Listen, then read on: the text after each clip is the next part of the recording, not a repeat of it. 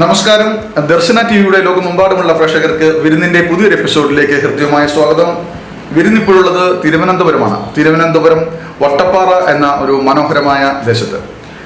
ഇവിടെ എത്തുമ്പോൾ പ്രകൃതി ചികിത്സ കൊണ്ട് ആയിരങ്ങൾക്ക് ആശ്വാസകരമായിട്ടുള്ള ഒരു ജീവിതം സമ്മാനിക്കുന്ന ഒരു സ്ഥാപനമുണ്ട്. പ്രകൃതി ചികിത്സ മാത്രമല്ല, യോഗയും അതുപോലെ തന്നെ വെൽനസ് ക്ലിനിക്കും കൂടിയാണ് ഈ ഒരു സ്ഥാപനം. ഈ ഒരു സ്ഥാപനത്തിൽ എത്തുന്നവർക്ക് അവർ നേരിടുന്ന ആരോഗ്യപരമായിട്ടുള്ള ബുദ്ധിമുട്ടുകൾക്ക് ഇതൊരു ശാശ്വത പരിഹാരമാണ് ഈ ഒരു കേന്ദ്രം. ഈ ഒരു കേന്ദ്രം ഇപ്പോൾ കേരളത്തിൽ തന്നെ അറിയപ്പെടുന്ന ഒരു പ്രകൃതി ചികിത്സാ കേന്ദ്രമായി മാറിയിരിക്കുന്നു. ഈ ഒരു സെന്ററിന്റെ മാനേജിംഗ് ഡയറക്ടറും കേരളത്തിൽ തന്നെ അറിയപ്പെടുന്ന യോഗാചാര്യനുമായിട്ടുള്ള ശ്രീ ബാഹുലയൻ സാറാണ് വിരുന്നിന്റെ ഇന്നത്തെ അതിഥി. ഇദ്ദേഹത്തോടൊപ്പം തന്നെ ഈ ഒരു സ്ഥാപനത്തെ മുന്നോട്ട് നയിക്കുന്നത് ഇദ്ദേഹത്തിന്റെ മക്കളായിട്ടുള്ള ഡോക്ടർ ഉണ്ണിരാജയും അതുപോലെ തന്നെ ഉണ്ണി റാണിയുമാണ്. തീർച്ചയായിട്ടും ഈ ഒരു സ്ഥാപനം വളരെ വിജയകരമായി മുന്നോട്ട് പോകുമ്പോൾ ഇതിൻ്റെ ഒരു പ്രവർത്തനങ്ങളും പ്രത്യേകതകളും ഇതിൻ്റെ ഒരു തുടക്കവും ഇവിടുത്തെ ചികിത്സാ രീതികളുമൊക്കെ ഒരല്പസമയം പങ്കുവെക്കുവാൻ മനസ്സ് കാണിച്ചിട്ടുണ്ട്. വളരെയധികം സ്നേഹത്തോടുകൂടി ആദരവോടുകൂടി തന്നെ സ്വാഗതം ചെയ്യാം ശ്രീ ബാഹുലയൻ സാറിനെയും. സാർ നമസ്കാരം. നമസ്കാരം.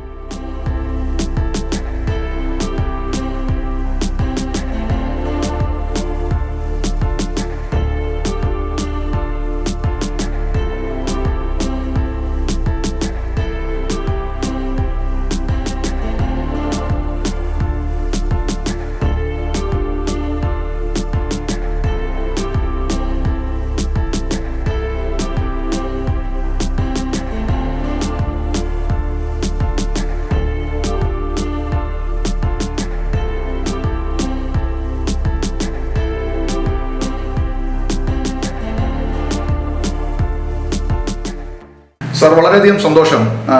ഈ ഒരു ഭൂമിക എന്ന ഈ ഒരു സ്ഥാപനം നാച്ചുറോപ്പതി മേഖലയിൽ അതിൻ്റെ ആ ഒരു തനിമ നഷ്ടപ്പെടാതെ അതിൻ്റെ എല്ലാ തരത്തിലുള്ള ആ ഒരു മികവും നൽകിക്കൊണ്ട് ഈ ഒരു സ്ഥാപനത്തെ മികച്ച രീതിയിൽ മുന്നോട്ട് കൊണ്ടുപോകാൻ താങ്കൾക്ക് സാധിക്കുന്നുണ്ട്. ഒരുപാട് പേർക്ക് ഒരുപാട് ബുദ്ധിമുട്ട് അനുഭവിക്കുന്നവർക്ക്, ആരോഗ്യകരമായിട്ടുള്ള പ്രശ്നങ്ങൾ കാരണം ബുദ്ധിമുട്ട് അനുഭവിക്കുന്നവർക്ക് ഈ ഒരു സ്ഥാപനം വലിയൊരു ആശ്രയ കേന്ദ്രം തന്നെയാണ്.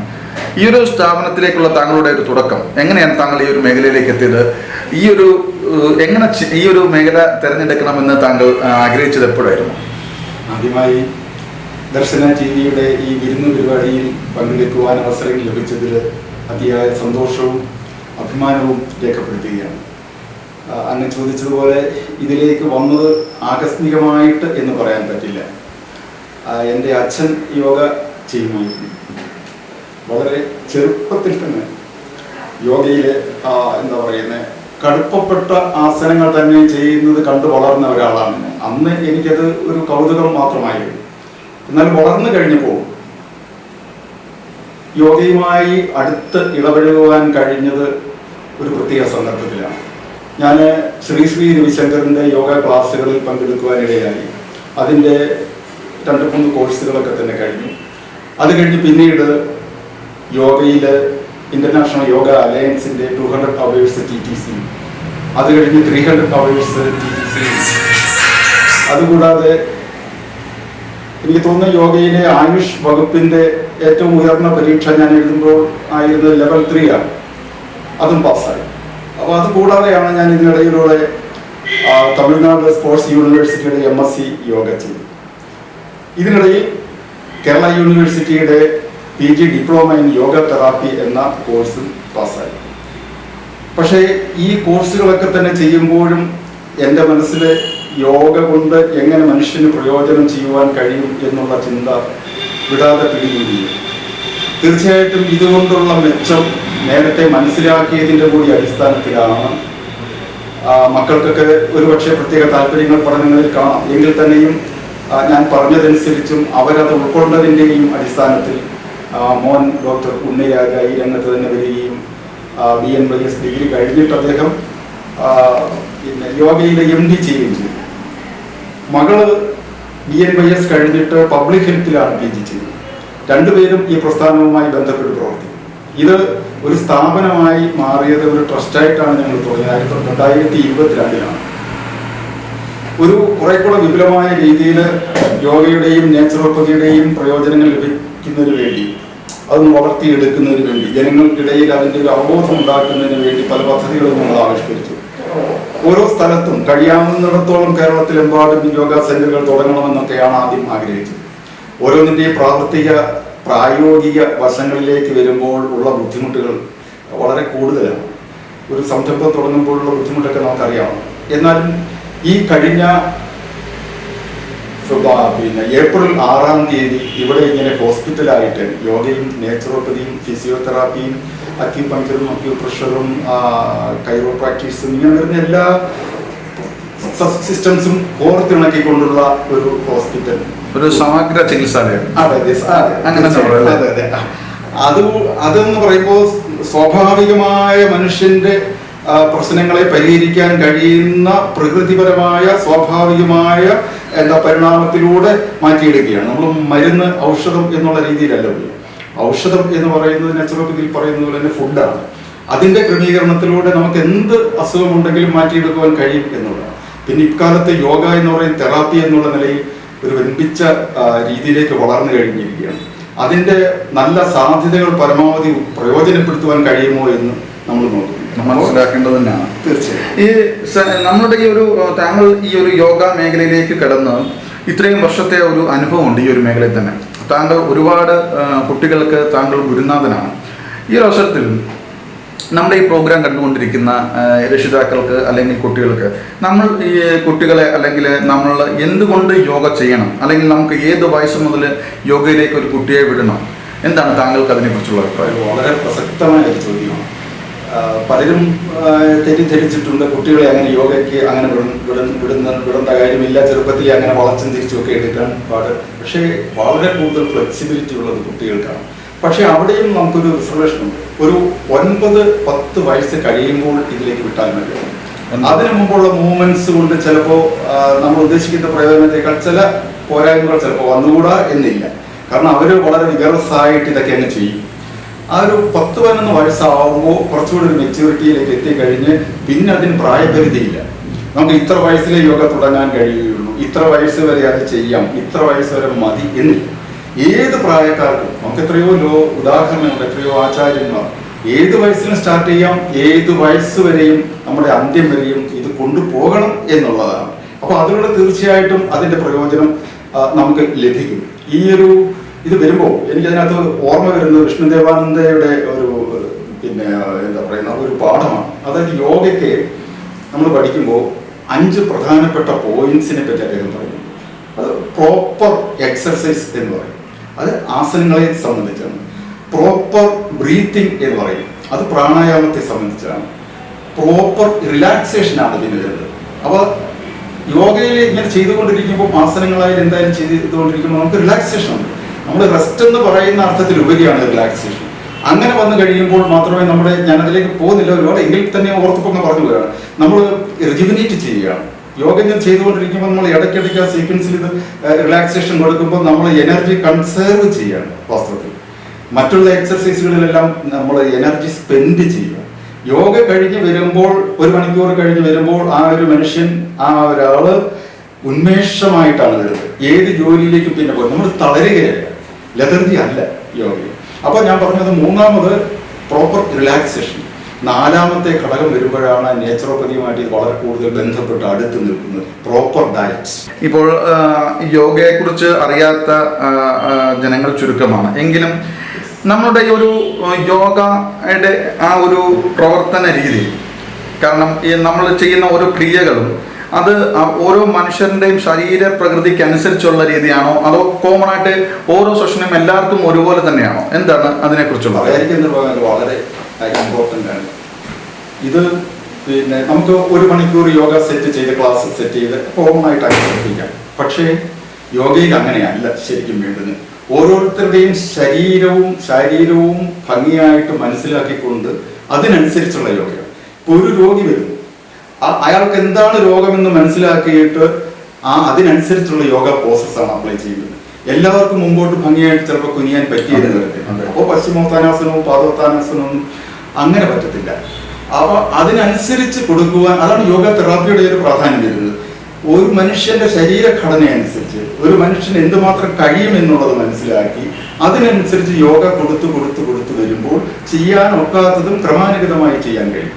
ഇപ്പൊ നമ്മുടെ ഇങ്ങനെ ഇരിക്കുന്നു, എനിക്ക് പെടലിക്ക് അസുഖമാണ്, തിരിക്കാൻ പറ്റില്ല, ഒറ്റയടിക്ക് ഇങ്ങനെ തിരിക്കാൻ പറഞ്ഞു കഴിഞ്ഞാൽ അത് വീഴ്ചയാണ്. അങ്ങനെ സംഭവിക്കാൻ പാടില്ല, അങ്ങനെ കൊടുക്കാനും പാടില്ല. കോമൺ ആയിട്ട് ചിലപ്പോൾ മറ്റ് പ്രാക്ടീസ് ഉള്ളവർക്ക് ഇതെന്തും പറ്റും. അത് ആ ഒരു രീതിയിൽ നിന്ന് വ്യത്യസ്തമായിട്ട് ഒരു ദിവസം, ആദ്യത്തെ ദിവസം നമുക്ക് ഇത്രയും തിരിക്കാൻ അത്രയും മതി, അടുത്ത ദിവസം ഒരു പോയിന്റ് കൂടെ വന്നു, ഒരു 10-15 ദിവസം ആകുമ്പോൾ ഏകദേശം ഇത്രയും വരും. ഇത് ആദ്യം കൊടുത്താൽ പറ്റില്ല. അപ്പൊ അത് ക്രമാനുഗതമായിട്ട് ആ സീക്വൻസ് അനുസരിച്ച് ആ മൂവ്മെന്റ്സ് കൊടുക്കുമ്പോൾ ചെയ്യാനൊക്കാത്ത ആളും യോഗ ചെയ്യും. എനിക്കിവിടെ വളരെ ഈ ചോദ്യം ചോദിച്ചപ്പോൾ പറയാൻ ഞാൻ ഇപ്പൊ പെട്ടെന്ന് ഓർത്തിയൊരു സംഗതി എന്ന് വെച്ചാൽ, യോഗയിൽ പല ആസനങ്ങളും ഇന്നത് ചെയ്തുകൂടാ, ഇന്നത് ചെയ്യുമ്പോൾ അതിന്റെ കോൺട്രാ ഇൻഡിക്കേഷൻസ് മെഡിക്കലായിട്ട് അത് പറ്റില്ല എന്നൊക്കെ പറയും. അതൊരു സത്യമാണ്. അങ്ങനെ ഞാൻ ഈ പറഞ്ഞതുപോലെ അങ്ങനെ ചെയ്തുകൂടാ. പക്ഷേ ചില അസുഖങ്ങൾക്ക് അല്ല, ഏതെങ്കിലും ഒരു അസുഖത്തിന് ഇന്ന യോഗ കൊള്ളാമെന്ന് പറയുമ്പോൾ അതെങ്ങനെ നമ്മൾ അപ്ലൈ ചെയ്യും? അപ്പൊ അത് അപ്ലൈ ചെയ്യണമെന്നുണ്ടെങ്കിൽ കൊടുക്കണം, ചെയ്യണം. ആളിനെ അറിഞ്ഞ് ആ ഒരു ആളിന്റെ ശരീരം അറിഞ്ഞ് ആ യോഗ മെല്ലെ മെല്ലെ കൊടുക്കുവാൻ കഴിയും. എൻ്റെ അനുഭവത്തിൽ ഞാനൊരു കാര്യം പറയാം. നമുക്കറിയാം ശീർഷാസനം എന്ന് പറയുന്നത് ഏറ്റവും കൂടിയ ആസനമൊന്നുമല്ല. അത് ആൾക്കാർ ഇങ്ങനെ തെറ്റിദ്ധരിച്ച് വെച്ചിരിക്കുന്നത്. അതിനേക്കാൾ വലിയ ആസനങ്ങൾക്ക് ഇഷ്ടംപോലെ ഉണ്ട്. ഈ ശീർഷാസനം എന്ന് പറയുന്നത് ബ്ലഡ് പ്രഷർ ഉള്ളവർക്ക്, പെടലിക്ക് പ്രശ്നങ്ങളുള്ളവർക്ക്, ഇങ്ങനത്തെ ഉള്ളവർക്ക് കൊടുത്തുകൂടാ എന്നാണ്. പക്ഷേ എൻ്റെ അനുഭവത്തിൽ BP ഉള്ള ആളിന് ശീർഷാസനം കൊടുത്തുള്ളൂ. ഒരു പക്ഷേ ഇതൊരു കോൺട്രവേഴ്സ്യൽ ആയേക്കാം. പക്ഷേ ഇത് കൊടുക്കുന്ന എങ്ങനെയാണ്? വളരെ ക്രമാനുഗതം, ഒറ്റയടിക്ക് ചാടി എഴുന്നേറ്റ് കുത്തി നിൽക്കുകയല്ല. അങ്ങനെ വന്ന് കിടപ്പിലായി പോയിട്ടുള്ളവരെ പറ്റി ഞാൻ കേട്ടിട്ടുണ്ട്, അറിഞ്ഞിട്ടുണ്ട്. അതെന്ന് പറഞ്ഞാൽ ഞാൻ അറിഞ്ഞ ഒരു സംഭവം, ഞാൻ പഠിച്ച ഒരു സ്ഥാപനത്തിൽ തന്നെ എൻ്റെ മുന്നേ പഠിച്ചിട്ടുള്ള ഒരു കക്ഷിയാണ്. മദ്യപിച്ചിട്ടോ മറ്റോ ആണെന്ന് തോന്നുന്നു, കേട്ടത് അങ്ങനെയാണ്. എന്നിട്ട് പൊടുന്നനെ വന്ന് ഉച്ചുകുത്തി ബാക്കിയുള്ളവരൊക്കെ ചെയ്യുന്ന ആവശ്യത്തോടു കൂടി ചെയ്തു പൊടുന്നനെ വീണ് എത്രയോ മാസങ്ങളോളം പാരാലിസിസ് ആയിട്ട് അങ്ങനെ കിടക്കില്ല. അപ്പൊ ബുദ്ധിപൂർവം ചെയ്യണം, യുക്തിപൂർവം ചെയ്യണം. യോഗ എന്ന് പറയുന്നത് യുക്തിയാണ്. യുക്തിപൂർവം മെല്ലെ മെല്ലെ ചെയ്ത് ശീർഷാസനത്തിലേക്ക് എത്തുവാൻ കഴിയും എന്നുള്ളതാണ് എൻ്റെ അനുഭവം. എൻ്റെ സ്റ്റുഡൻസില് BP ഉള്ളവർ ഒട്ടേറെ പേർ അവര് ഈ ശീർഷാസനം ചെയ്യാൻ ഇന്ന് പര്യാപ്തരാണ്. അത് സാധിക്കും. അങ്ങനെ വന്നു കഴിയുമ്പോൾ ക്രമാനുഗതമായിട്ട് അങ്ങനെ ചെയ്ത ആ ഒരു രീതിയിൽ എത്തിക്കഴിയുമ്പോൾ BP കുറയും. ശീർഷാസനം ചെയ്യുമ്പോൾ BP കുറയും. അതെ, പക്ഷെ അതിന്റെ ഒരു ക്രമമുണ്ട്. ക്രമമുണ്ട്. അങ്ങനെ മാത്രമേ ചെയ്യൂ. ഇപ്പോ ഈ സർവാംഗാസനം, ഷോൾഡർ സ്റ്റാൻഡ് ഒന്നും എടുത്തിട്ട് ചെയ്യാൻ പാടില്ല. പക്ഷെ അങ്ങനെ ചെയ്ത് വന്നു കഴിയുമ്പോൾ ഹാർട്ടിന് പ്രോബ്ലംസ് ഉള്ളവർക്ക് പോലും ചെയ്യാം ക്രമാനുഗതം. അങ്ങനെ വരുമ്പോൾ ഹാർട്ടിന്റെ പ്രവർത്തനം സുഗമമാവും. ഹാർട്ടിന് ആ ഒരു സ്ട്രെസ് കുറവാണ് തിരിഞ്ഞിരിക്കുമ്പോൾ ഈ പമ്പ് ചെയ്യാൻ, ബ്ലഡ് പമ്പ് ചെയ്യാൻ. അപ്പൊ അങ്ങനെയുള്ള ഒത്തിരി പ്രത്യേകതകളുണ്ട് ഓരോ ആസനത്തിനും. ഏതും നമുക്ക് ചെയ്യാം എന്നുള്ളതാണ്. മനസ്സിനെ നമ്മൾ കൺട്രോൾ ചെയ്യണം, മനസ്സിനെ നമ്മൾ സൗമ്യപ്പെടുത്തി, നമ്മൾ ശാന്തമാക്കി. യോഗയിൽ പറയാറുണ്ട്, calming the mind is yoga and not just standing on the head. ഈ ശീർഷാസനത്തിൽ നിൽക്കാൻ പ്രാക്ടീസ് കൊണ്ട് ആർക്കും പറ്റും, പക്ഷെ മനസ്സിനെ മെരുക്കിയെടുക്കുക, അതാണ് യോഗ. അങ്ങനെ വരുമ്പോൾ സ്വാഭാവികമായിട്ടും അസുഖങ്ങൾ മാറും. യോഗ അല്ലെങ്കിൽ ആ യോഗയുടെ പ്രാധാന്യം, യോഗ നമ്മുടെ മനുഷ്യ ശരീരത്തിൻ്റെ എത്രമാത്രം നമുക്ക് അത് ആവശ്യമാണ് എന്ന് കൃത്യമായിട്ട് താങ്കളുടെ ഓരോ വാക്കിൽ കൂടിയും നമ്മുടെ പ്രേക്ഷകർക്ക് മനസ്സിലാക്കുവാൻ സാധിച്ചിട്ടുണ്ട്. തീർച്ചയായിട്ടും തിരിച്ച് നമ്മുടെ സെൻറ്ററിലേക്ക് എത്തിക്കഴിഞ്ഞാൽ, ഭൂമികയിലേക്ക് എത്തിക്കഴിഞ്ഞാൽ ഇവിടുത്തെ ഒരു പ്രവർത്തന രീതി, ഇപ്പോൾ താങ്കളുടെ നേതൃത്വത്തിൽ താങ്കളുടെ ഒരു മാനേജിങ് സിസ്റ്റത്തിൽ കൂടി മുന്നോട്ട് പോകുമ്പോൾ ഇതിൻ്റെ ഒരു പ്രവർത്തന രീതി എങ്ങനെയാണ് മുന്നോട്ട് കൊണ്ടുവരുന്നത് എന്നതിനെ കുറിച്ച് നോക്കാം. തീർച്ചയായും ഇത് ഈ സെന്റർ ഇവിടെ തുടങ്ങുന്നത് ആകസ്മികമായിട്ടാണ് വാസ്തവത്തിൽ. ഇത് ഈ സ്ഥലം ഞാൻ നേരത്തെ ആഗ്രഹിച്ചു വെക്കണം, പലപ്പോഴും കാണിയൊരുക്കുകയും ചെയ്യും. പക്ഷെ ഇതിന്റെ ഉടമയെ ബന്ധപ്പെടുവാൻ കഴിഞ്ഞത് ആകസ്മികമാണ്. ഒരു കേണൽ ചന്ദ്രൻ സാറാണ്. അദ്ദേഹത്തിന്റെ നല്ല മനസ്സുകൊണ്ടാണ് ഈ പരിസരങ്ങളൊക്കെ എനിക്ക് ലഭിച്ചതും ഇവിടെ തുടങ്ങുവാനുള്ള സാങ്കത്യമുണ്ടായത്. അപ്പോൾ ഇവിടെ അത് തുടങ്ങുമ്പോൾ ഈ പ്രദേശം കണ്ടുകൊണ്ട് തന്നെ മനസ്സിൽ ഒരു പ്ലാൻ, ഒരു ചിത്രം ഉണ്ടായിരുന്നു. അപ്പോൾ അതനുസരിച്ച് ഒരുക്കിയെടുക്കുവാൻ നല്ലപോലെ സാമ്പത്തികം വേണ്ടി വന്നു. ഇപ്പോഴും ആ ഒരുക്കത്തിന്റെ പാതി ഘട്ടത്തിൽ മാത്രമേ നിൽക്കുന്നുള്ളൂ. ഇനിയും നമുക്ക് ശരിയാക്കി എടുക്കുവാനുണ്ട്. ഇത് റോഡിനടുത്താണ്, പക്ഷേ ഈ റോഡിന്റെ ശല്യം നമുക്കില്ല. എന്നാൽ ശാന്തമായിട്ട് ഇവിടെ യോഗയും കാര്യങ്ങളും ഒക്കെ ചെയ്യാൻ സാധിക്കുകയും ചെയ്യുന്നു. അപ്പോൾ അതനുസരിച്ച് കഴിഞ്ഞ ഏപ്രിൽ 4-ാം തീയതിയാണ് ഇതിന്റെ പേപ്പർ വർക്കുകളൊക്കെ ചെയ്യുന്നതിനൊക്കെ ഒരുപാട് പ്രശ്നങ്ങളും സങ്കീർണതകളും നമുക്കറിയാമല്ലോ. ഒരു സംരംഭം തുടങ്ങും. എങ്കിലും പഞ്ചായത്ത് അധികൃതരൊക്കെ വളരെ നന്നായി സഹകരിച്ച് ഇതിന്റെ അനുമതിയും കാര്യങ്ങളും എല്ലാം വളരെ പ്രോപ്പറായിട്ട് തന്നെ നമുക്ക് കൊണ്ടെത്തിക്കുവാൻ കഴിയും. അപ്പോൾ നമ്മളിവിടെ ഉള്ള സൗകര്യങ്ങളിൽ നമുക്കിവിടെ ഞാൻ ഈ നേരത്തെ സൂചിപ്പിച്ചതുപോലെ അക്യൂ പഞ്ചറിന്റെ സൗകര്യങ്ങളെല്ലാം ഉണ്ട്. പിന്നീട് അതുപോലെ തന്നെ കൈറോപ്രാക്ടീസ് എന്ന് പറയുന്ന മസാജിന്റെ ഭാഗമായിട്ട് വരുന്നതാണ്. അതുണ്ട്, സ്റ്റീം ബാത്ത് ഉണ്ട്, പിന്നെ ഹിപ്പ് ബാത്ത് ഉണ്ട്, അതുപോലെ തന്നെ അതെല്ലാം ഡോക്ടേഴ്സ് പറയും. അപ്പോൾ ആ സൗകര്യങ്ങൾ ഏതാണ്ട് പരമാവധി ഉള്ള നേച്ചുറോപ്പതിയിൽ പരമാവധി ഉള്ള ഒരു സ്ഥാപനമാക്കി എടുത്തിട്ടുണ്ട്. അത്രയ്ക്ക് അതിനൊക്കെ മെഷീനറീസും കാര്യങ്ങളും എക്യുപ്മെന്റ്സും ഒക്കെ നമ്മൾ നല്ലപോലെ സാമ്പത്തികം പോലെ തന്നെ ചെയ്തിട്ടുണ്ട്. അപ്പോൾ അത് കുറച്ച് പ്രകൃതി രമണീയമാക്കുവാൻ ശരിക്കും ഞാൻ നേരത്തെ സൂചിപ്പിച്ചതുപോലെ മനസ്സിനൊരു ശാന്തി ലഭിക്കുന്ന അന്തരീക്ഷം വേണമല്ലോ. അത് പ്രൊവൈഡ് ചെയ്തുകൊണ്ട് ട്രീറ്റ്മെന്റ്സ് കൂടെ ആകുമ്പോൾ തിരക്ക് പിടിച്ച ജീവിതത്തിൽ ഒന്ന് വന്ന് ചികിത്സ നടത്തി പോകുന്നത് നമുക്ക് ആശാസ്യമാണ്. വളരെയധികം നന്ദി ബഹ്റൈൻ സാർ. താങ്കളുടെ ഒരു പ്രവർത്തനം, ഭൂമികയുടെ ഒരു പ്രവർത്തനം ഒരുപാട് ജനങ്ങൾക്ക് ഒരു ആശ്വാസ കേന്ദ്രമായി മാറട്ടെ. യോഗയും അതുപോലെ തന്നെ പ്രകൃതി ചികിത്സയും അതുപോലെ തന്നെ ഈ സെന്ററിൽ കൊടുക്കുന്ന എല്ലാവിധ ചികിത്സാ സമ്പ്രദായങ്ങളും ഒരുപാട് ഉയരങ്ങളിലേക്ക് എത്തട്ടെ. ഒരുപാട് പേർക്ക് ഇതൊരു അവരുടെ ബുദ്ധിമുട്ടിനൊരു പരിഹാര കേന്ദ്രമായി മാറട്ടെ എന്ന് ഞങ്ങളും ആശംസിക്കുന്നു. താങ്കളുടെ ഒരു വിലപ്പെട്ട സമയം നമ്മൾക്ക് വേണ്ടി അനുവദിച്ചതിന് ഒരിക്കൽ കൂടി നന്ദി. അതുപോലെ തന്നെ ഈ ഒരു സെന്റർ സ്ഥിതി ചെയ്യുന്നത് തിരുവനന്തപുരം ജില്ലയിൽ വട്ടപ്പാറയിലാണ്. ഈ താഴെ കാണുന്ന കോൺടാക്ട് നമ്പറിൽ ബന്ധപ്പെട്ട് കഴിഞ്ഞാൽ തീർച്ചയായിട്ടും സാറുമായിട്ട് സംസാരിക്കാം, അപ്പോയിൻമെൻ്റ് എടുക്കാം, ടൈം എടുക്കാം, നിങ്ങൾക്ക് എത്താം. Thank you. ഒരിക്കൽ കൂടി ദർശന ടിവിക്ക് എല്ലാവിധ നന്ദിയും എന്താ പറയുന്നത് അഭിനന്ദനങ്ങളും നിന്ന് ഒരു വിസിറ്റിന് വേണ്ടി കേരളത്തിൽ വന്നതാണ്. അപ്പോൾ ഈ ഇൻസ്റ്റിറ്റ്യൂഷനെ കുറിച്ച് ഞങ്ങൾ വിവരമായിരുന്നു. Bhoomika yoga and international centre Vattappara Trivandrum. ഞങ്ങൾ ആ വിവരം കേട്ട ഉടനെ അന്വേഷിക്കാനുള്ള സൗകര്യം ഉണ്ടായി. ഇതുകൂടാതെ ട്രീറ്റ്മെൻറ്റിന് മുമ്പും അതിന് ശേഷവുമുള്ള അനുഭവം വളരെ പോസിറ്റീവാണ്. ഞങ്ങൾ രണ്ടുപേർക്കും വളരെ പ്രയോജനകരമായ നിലയിലുള്ള ഒരു ഫുൾ ബോഡി മസാജ്, അതിന് കൂടെ ഒരു തീ കുത്തുക, അതിനോട്ട് എക്സ്പ്രസ്. പക്ഷേ ഇത് രണ്ടും വളരെ പ്രയോജനകരമായ നിലയിൽ ഞങ്ങൾക്ക് പ്രയോജനപ്പെട്ടു. ഇനിയും പലരെയും ഇങ്ങോട്ട് ആകർഷിക്കത്തക്ക നിലയിൽ ഞങ്ങൾ റെക്കമെൻഡ് ചെയ്യാനായിട്ടും തീരുമാനിച്ചിട്ടുണ്ട്. ഇവിടെയുള്ള എല്ലാ പ്രിയപ്പെട്ട ജോലിക്കാരും വളരെ ഞങ്ങളോട് വളരെ മെച്ചമായ നിലയിൽ പെരുമാറി ഇടപെട്ടു. എല്ലാം വളരെ പോസിറ്റീവായിട്ടല്ലാതെ ഒന്നും നെഗറ്റീവായിട്ട് പറയാനില്ല. ഇവിടെ വന്ന് അനുഭവിക്കേണ്ട ഒരു ചികിത്സാ സമ്പ്രദായമാണെന്ന് മനസ്സിലായി. ഉണ്ണിരാജ എന്ന് പറയുന്ന ഡോക്ടറാണ് ഇവിടുത്തെ ഹെഡ് ഡോക്ടർ. ആ ഡോക്ടർ മറ്റ് ഹോസ്പിറ്റലിൽ വർക്ക് ചെയ്യുന്നതുകൊണ്ട് അദ്ദേഹം ഇടയ്ക്കിടെ ഇവിടെ സന്ദർശിക്കുകയും ഞങ്ങൾക്ക് വേണ്ട ഉപദേശങ്ങൾ തരികയും ഞങ്ങളോട് കാര്യങ്ങൾ തിരക്കുകയും എല്ലാം ചെയ്തിട്ടുണ്ട്. അദ്ദേഹത്തിൻ്റെ സേവനവും സ്തുത്യർഹമായിരുന്നു. ഡോക്ടർ ഉണ്ണിറാണി, നമസ്കാരം. ഡോക്ടർ, ഇപ്പോൾ നമ്മുടെ ഭൂമികയിലേക്ക് എത്തിക്കഴിഞ്ഞാൽ ചികിത്സാ മേഖലകൾ കൂടുതലും കൈകാര്യം ചെയ്യുന്നത് ഡോക്ടറിന്റെ നേതൃത്വത്തിലാണ്. ഇവിടുത്തെ ഒരു പ്രകൃതി ചികിത്സ എങ്ങനെയാണ് മുന്നോട്ട് പോകുന്നത്? ഏതൊക്കെ തരത്തിലുള്ള ചികിത്സാ രീതികളാണ് നമ്മൾ അവലംബിച്ചിട്ടുള്ളത്? ഓക്കെ, ഇപ്പം നേച്ചുറോപ്പതി എന്ന് പറയുന്നത് കുറച്ച് നാച്ചുറൽ ആയിട്ടുള്ള ട്രീറ്റ്മെൻറ്റ്സും കാര്യങ്ങളൊക്കെയാണ് വരുന്നത്. വേറെ ടാബ്ലറ്റ്സോ കാര്യങ്ങളോ അങ്ങനെയൊന്നും ഇല്ലാതെ കുറച്ച് നാച്ചുറൽ ആയിട്ടുള്ള ട്രീറ്റ്മെൻറ്റ്സ്, അതായത് ഈ ഡയറ്റ് എന്നുവെച്ചാൽ നമ്മുടെ ഫുഡിലുള്ള കൺട്രോൾ, പിന്നെ അതുപോലെ തന്നെ യോഗ, പിന്നെ ഫിസിയോതെറാപ്പി, കപ്പിംഗ്, അക്യുപഞ്ചർ, അങ്ങനെ മഡ് തെറാപ്പി, ഹൈഡ്രോതെറാപ്പി, മസാജ്, അങ്ങനെ കുറച്ച് ട്രീറ്റ്മെന്റ്സ് കാര്യങ്ങളൊക്കെയാണ് വരുന്നത്.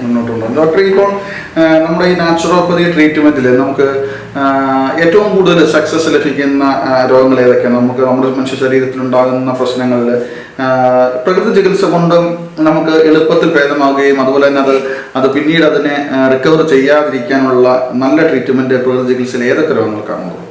മെയിനായിട്ട് നമുക്ക് പ്രകൃതി ചികിത്സ കൊണ്ട് നമുക്ക് കൺട്രോൾ ചെയ്യാൻ പറ്റുന്നത് ലൈഫ് സ്റ്റൈൽ ഡിസീസസ് ആണ്. എന്നുവെച്ചാൽ നമ്മൾ സ്ഥിരമായിട്ട് നമ്മുടെ ജീവിത രീതികൾ കൊണ്ട് വരുന്ന കുറേ ഡിസീസസ് ഉണ്ട്. അപ്പോൾ അത് നമുക്ക് ഓരോ ഭക്ഷണക്രമത്തിലൂടെയും നമ്മുടെ എക്സസൈസ് കാര്യങ്ങൾ അങ്ങനെയൊക്കെ ഓരോ കാര്യങ്ങൾ നമ്മുടെ ലൈഫ് സ്റ്റൈലിൽ കുറേ മാറ്റങ്ങൾ വരുത്തിയാൽ നമുക്ക് വരുന്ന കുറേ ഡിസീസസ് ഉണ്ട്. അപ്പോൾ അങ്ങനത്തെ ഡിസീസസ് ആണ് നമുക്ക് മെയിനായിട്ട് കൺട്രോൾ ചെയ്യാൻ പറ്റുന്നത്.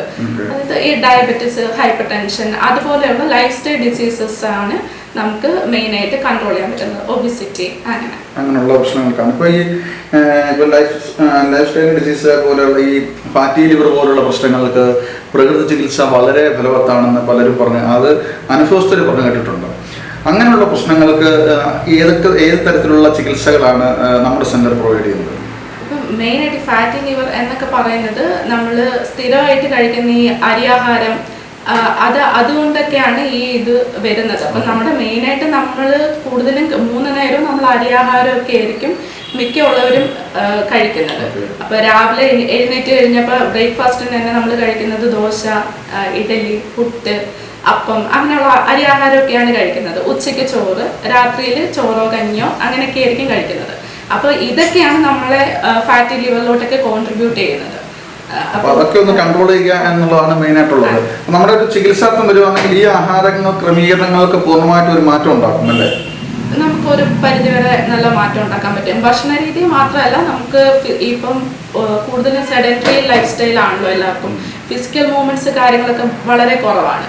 അപ്പോൾ ഡെയിലി ഒരു 1 അവർ നമ്മൾ ഈ യോഗയും ആസനാസ് എക്സസൈസസ് അങ്ങനെയൊക്കെ മാറ്റി വെക്കുകയെന്നുണ്ടെങ്കിൽ നമ്മുടെ ക്വാളിറ്റി ഓഫ് ലൈഫ് വളരെ ഇമ്പ്രൂവ് ആകാനായിട്ട് കാണാറുണ്ട്. ഡോക്ടർ, വളരെയധികം സന്തോഷം.